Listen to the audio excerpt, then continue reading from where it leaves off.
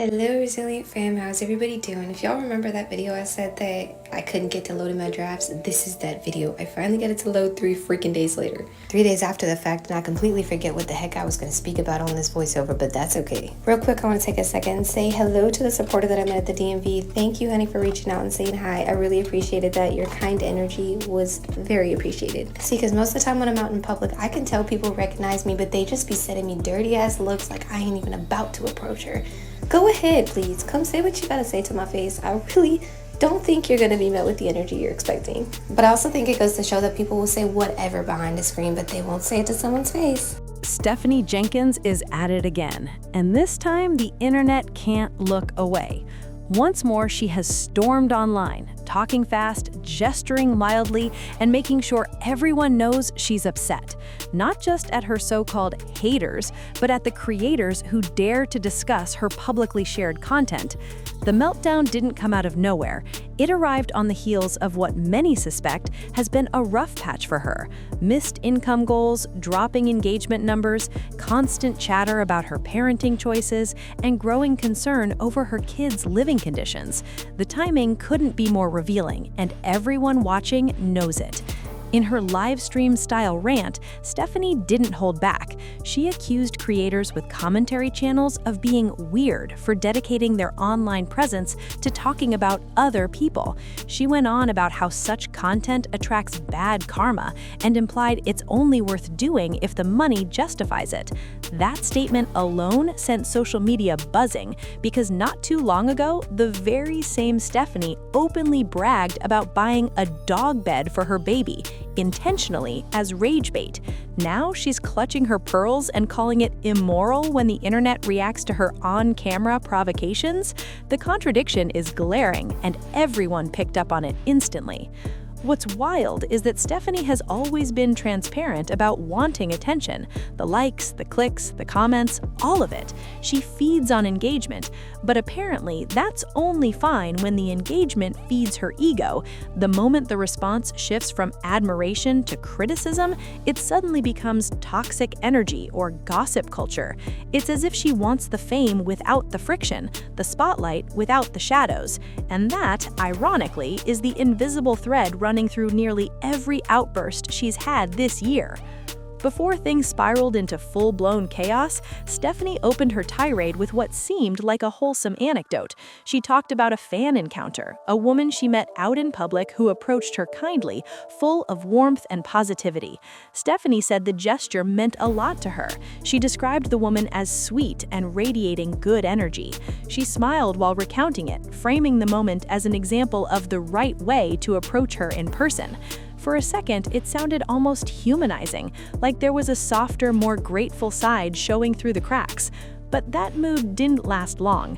Almost immediately after praising the kind stranger, Stephanie's tone shifted dramatically. Her voice stiffened, her expression hardened, and suddenly she was describing what she called the reality of most of her public encounters. Hello resilient fam, how's everybody doing? If y'all remember that video I said that I couldn't get to loading my drafts, this is that video. I finally got it to load 3 freaking days later. 3 days after the fact, and I completely forget what the heck I was going to speak about on this voiceover, but that's okay. Real quick, I want to take a second and say hello to the supporter that I met at the DMV. Thank you, honey, for reaching out and saying hi. I really appreciated that. Your kind energy was very appreciated. See, because most of the time when I'm out in public, I can tell people recognize me, but they just be sending me dirty ass looks like I ain't even about to approach her.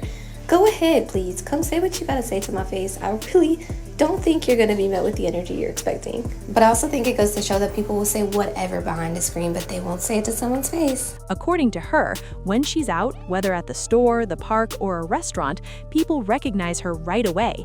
She claims she can always tell by the way they look at her. But instead of coming up to say hello, they just look. Some give her what she described as dirty or judgmental stares before walking off. She said it happens often, that she feels people clock her presence but choose not to engage, and she takes that as a deliberate form of shade. The way she told it, this isn't just a random observation. It sounded almost rehearsed, like something she's been thinking about for a while. She described scanning crowds, catching expressions, reading faces to decide who respects her and who secretly doesn't. She said she can sense the difference between genuine support and silent judgment, even from strangers passing by. And that's where it started to get strange, not because people recognizing influencers in public is unusual, but because of how personally she seemed to internalize it. Instead of shrugging it off or laughing it away, she started constructing an entire narrative out of it, as though every sideways glance is a silent insult, every quiet bystander an undercover enemy. At one point, she even implied that people who recognize her but choose not to speak are being rude, suggesting if you know who she is, you should say something, a compliment, a hello, anything. Otherwise, it's disrespect. That idea alone struck a nerve across social media because it came off as equal parts insecurity and entitlement. And that's the thing. In Stephanie's version of events, there's no such thing as neutral. People either love her or they're obsessed with bringing her down. They're either sweet supporters or cowardly onlookers. It's a worldview that turns everyday social interactions into emotional theater, where she's always the main character, and every stranger's reaction either validates or threatens her sense of self-worth. Soon after, her tone grew sharper, her voice faster. She began linking these public run-ins to her frustrations with online discourse. She talked about how exhausting it is to be picked apart by creators who analyze her content for views. She questioned their motives, their morality, even their sanity. From her perspective, these people don't simply react, they stalk, they dissect, they obsess. She painted herself as the victim of a digital witch hunt, insisting that she never asked for this level of scrutiny, even though her online presence, raw, dramatic, and deliberately provocative, has always thrived on that exact attention. What made the moment even more fascinating was how seamlessly she jumped between vulnerability and aggression. One second, she was teary-eyed, lamenting how unfairly she's treated. The next, she was fiery and defensive, throwing verbal punches at anyone she believed had wronged her.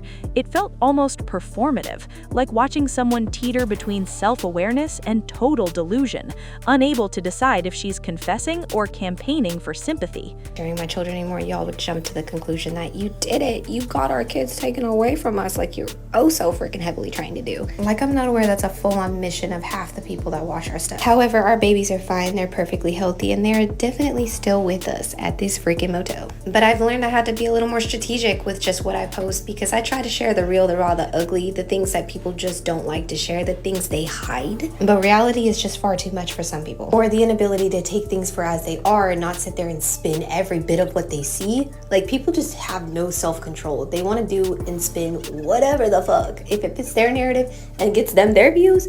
Because the people that I be seeing talking shit on us, man, you be getting mad views. You be getting way better revenue than I am. Like, literally imagine if I was able to have the time and resources to put out a cease and desist on everybody speaking on us. Y'all have not shit to talk about. And it's goofy because you expect me to be like, well, thank you. You've actually kept me relevant. Which, I mean, I guess. But at the same time, no. Because if you give me just as much attention, but in the positive way, we'd be that much further ahead, and y'all know that shit. And think I'm not strategic about it. If you see my kids popping in and out the scene, I know exactly what the heck I'm putting on here. But you're never gonna see my kids outside of the clothes that you've already seen them in. And again, I said that is not until I feel a safe space amongst my online community. If you don't like the backbone, Stephanie, please kindly just go. Thanks for watching. Bye-bye now. Stephanie doubled down and dared her critics to confront her face to face. Yes, you read that right. In the middle of her rant, she literally challenged people to say whatever they wanted straight to her face, claiming that nobody has the guts to do it. According to her, everyone's loud online but silent in real life. But here's what she didn't realize. People actually were prepared to do exactly that not too long ago.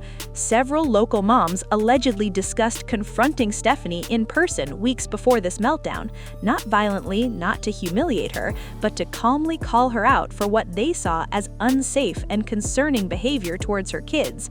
They were ready to have that direct, uncomfortable conversation she now says she craves. But guess what stopped them? The children. Multiple witnesses claim the group ultimately chose restraint because they didn't want to scare the kids or put them in the middle of something messy.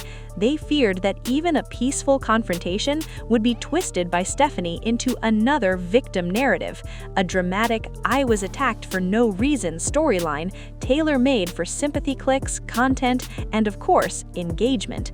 And now, here she is, inviting the exact kind of confrontation she once escaped, egging on critics to approach her in public, as if she's trying to script her next viral moment. The irony couldn't be louder.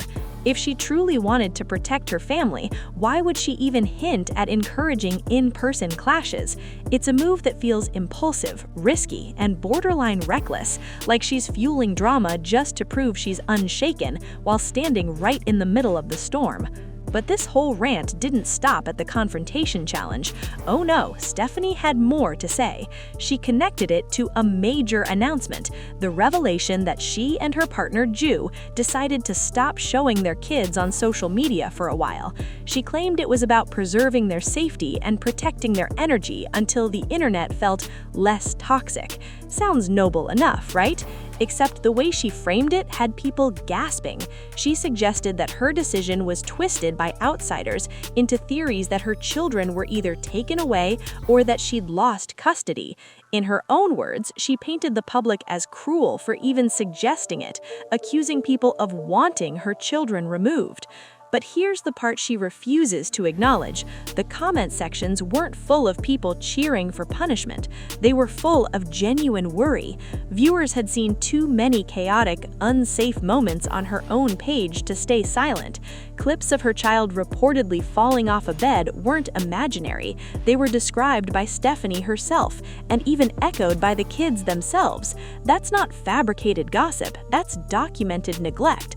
And when people show concern about children repeatedly appearing in unstable or unsafe conditions, that isn't hate, that's basic human decency. But what really sent the internet into a frenzy was Stephanie's defensive logic. She kept saying she stopped posting her kids to protect them from negative energy, but left out the obvious. Child Protective Services stepping in isn't about energy, it's about safety. So when viewers whispered about CPS involvement, it wasn't coming out of thin air. It was because what she was describing, limited exposure, vague explanations, serious omissions, fits a very specific pattern. Her explanation sounded more like PR damage control than an authentic choice. Meanwhile, in the same breath she tried to reassure everyone that her children are healthy and happy, she casually admitted they're still living in what she herself called a motel. Think about that. Even she knows it's not an ideal environment for raising kids, but instead of showing action towards change, she continues treating it part of her real and raw brand aesthetic. The footage of cramped rooms, the frequent moves, the instability, it all paints a picture that's hard to defend. One of her daughters even looked her in the eyes and said she wanted a house after seeing one for sale. That wasn't internet speculation, that was a child directly expressing what she needed. And yet, Stephanie continues as if everything's fine. She goes live, she rants, she tells people she's showing the real while ignoring the uncomfortable parts of that reality, the ones that make her look like the problem. But the subtext of her latest rant gave away more than she probably intended. Hidden behind the justifications and self-defense was a flash of envy. She admitted that creators who talk about her get mad views and make more money than she does. The timing couldn't be telling more. This rant came only days after she